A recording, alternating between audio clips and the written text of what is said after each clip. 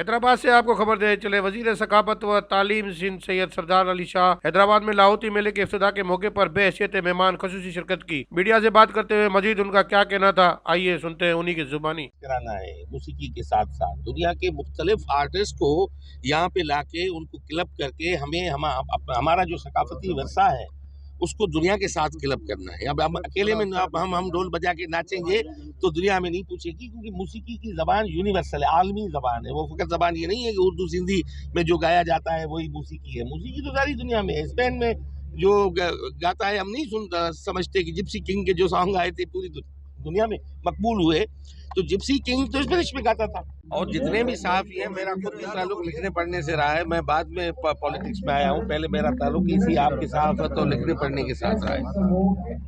ये बड़ा मैं समझता हूँ कि एक अफसोसनाक एक वाक़या हुआ है, बल्कि जो भी होते हैं पीपल्स पार्टी इज़हार की आज़ादी पे यकीन रखती है। मज़ीद ख़बरनि ऐं तफ़सीलात लाइ विज़िट कयो असांजी वेबसाइट www.awamiNewsHD.com ऐं ॾिसंदा रहो अवामी न्यूज़ HD।